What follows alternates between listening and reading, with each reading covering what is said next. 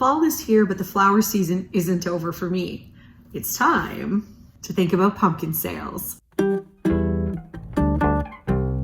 Hey, it's Kristen with Shifting Roots, and if you're new to this channel, I help beginner gardeners, especially in northern climates with short growing seasons, learn to grow flowers and vegetables with ease, and I have a special interest in cut flowers. So this is part of the Backyard Business series where new growers of cut flowers and those thinking about starting a business can see what it's really like, and I share my ups and downs, and you can see all of that in the playlist Backyard Business. So often one of the problems that growers in northern regions face is that frost comes too soon. So that means that when other growers are busy having their sales around Canadian Thanksgiving and can easily make it into the middle of October for their sales, northern growers always have the worry that we're gonna get frost sometime between September 1st and September 15th to 20th.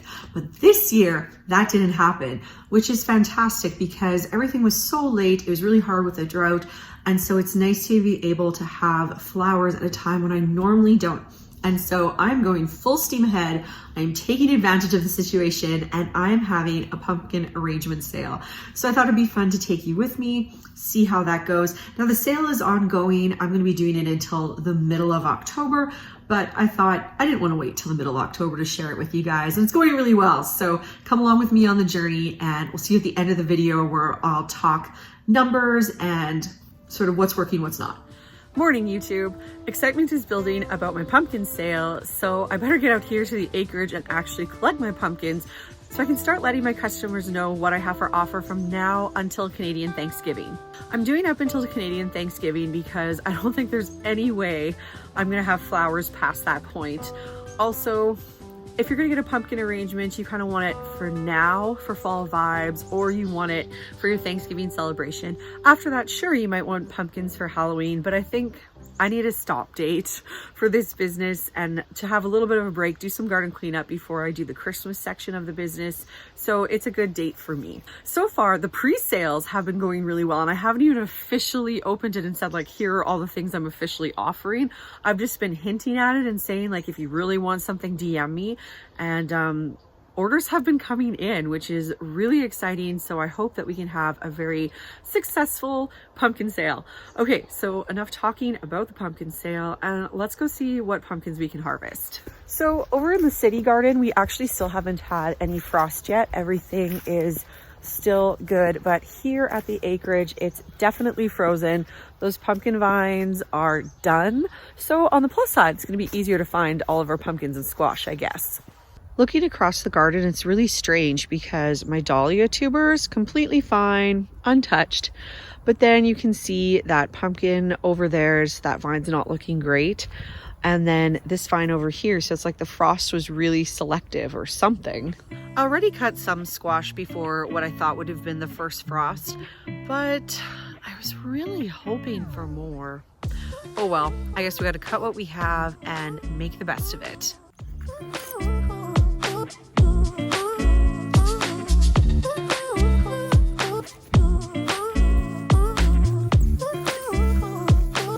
I won't be using these butternut squashes for flowers, and I guess this is not really a great harvest, but considering that I thought I was going to get nothing, I'm still pretty thrilled even with this little meager harvest. Also, this little wee one here, definitely not to eat. I'm just gonna give this one to my niece to play with.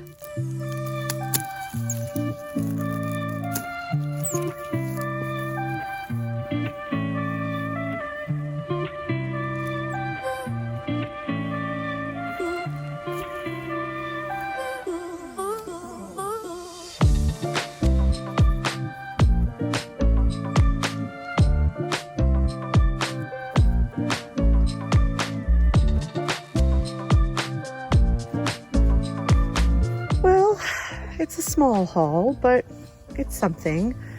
Thankfully, we have another pumpkin grower in the area. Hopefully I can buy some more from her if I get tons of sales. Well, here it is, 2021 squash and pumpkin harvest. So I'll just go through a few of the varieties. Again, I had really hoped it had been more, but considering the drought we had this year and the fact that we don't even live here, so it's really difficult to water everything the amount that it needed to be watered. I'm still happy with this little harvest. Okay, so I bet you're wondering what these big guys are.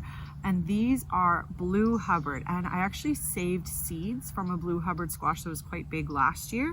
It was somewhere in between these two sizes, and pretty pleased with how big this guy got. These are my butternut squash. I'm kind of wondering if maybe they crossed with another one of the pumpkins here, or it could just be that this one still hasn't got its good coloring yet. This vine was really behind, so I guess we'll find out.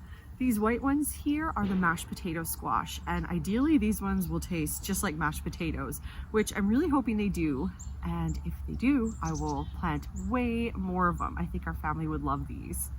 All of these green ones here, I'm sorry, I've completely forgot what variety I planted. I like them. I think they're pretty, and actually they're a really nice size for arrangements, so that doesn't really help you very much, but beautiful green pumpkin. This one here is a Long Island cheese, and this is the first time I've been able to get a Long Island cheese to work for me. Pretty excited, love this color, and this one also is a really nice size for a Thanksgiving arrangement. Now this flat white one is such a cool shape, and I think this would make a really, really lovely centerpiece. This one is a white burr, there. It's spelled B-O-E-R, so I'm assuming it's pronounced burr. Anyway, definitely wish I had more of these, and more just in the white color in general, but what do you do?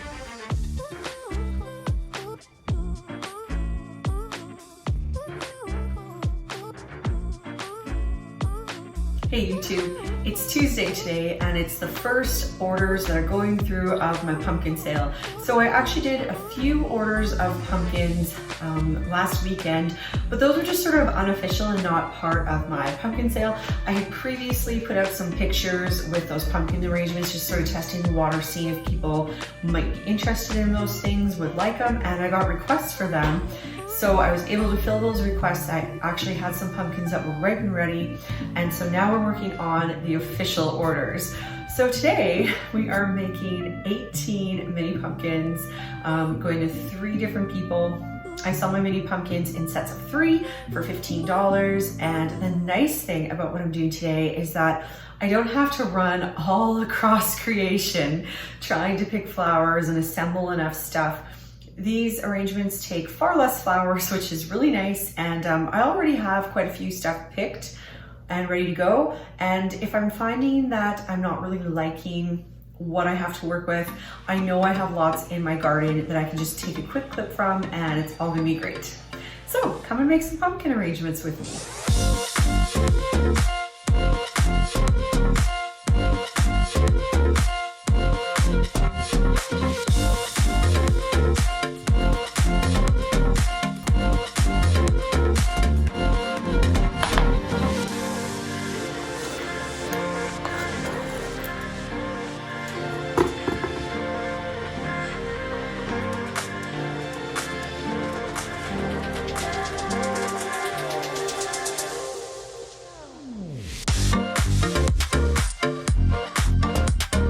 Last one, and then we finally can get on to washing and fun stuff, decorating.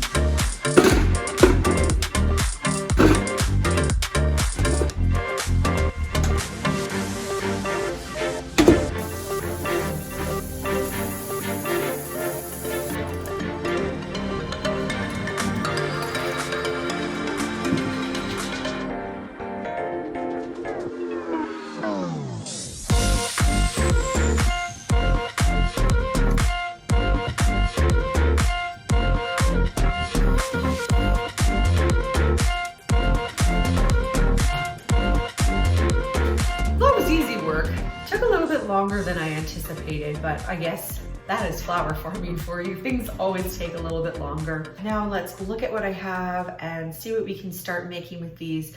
Thankfully, I don't have to do every single one the same, but I should try and keep the sets in mind so that they sort of look like a little cohesive set.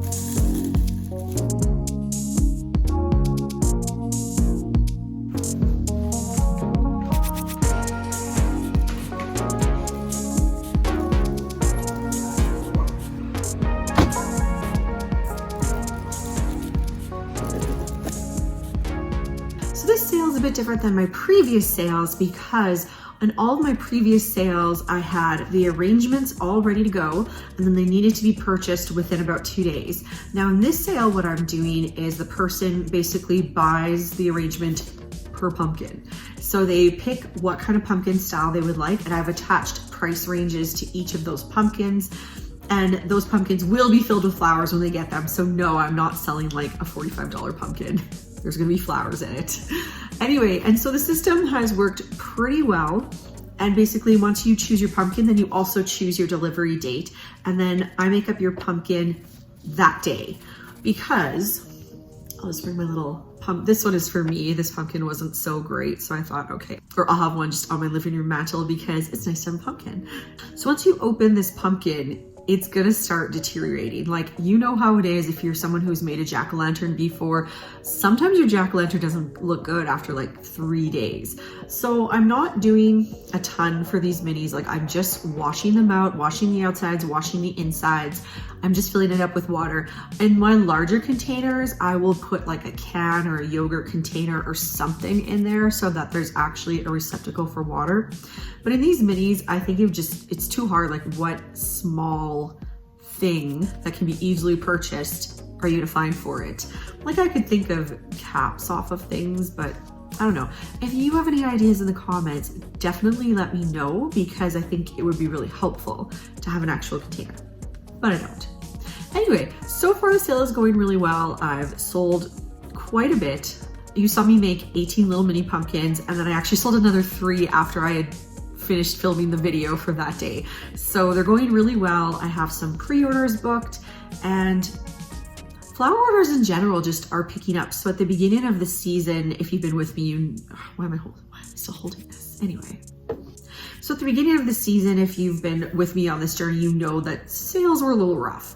Well, now it's totally flipped. So last week when I did my pop-up sale, I almost sold all of the bouquets I made. And what I didn't sell, I was okay with because I actually got a bunch of custom orders. So it more than made up for the bouquets that I didn't sell. I ended up doing $300 in 1 week, which is kind of where I want to be with this business, at least for now. You know, we'll see how big I want to make it in the future, but $300 a week, that feels pretty good. So I've been hinting about this flower farming course that I'm making. And so I finally have a waitlist up. If that's something that interests you at all, you can go check out the waitlist. It'll just show you a little bit more information so you can figure out if it's right for you or not. And yeah, I'll let you do that. Anyway, thank you so much for joining me. I've really enjoyed sharing this journey with you. And if you like this content, I really hope you'll subscribe, and then we'll see you in the next one. Bye-bye.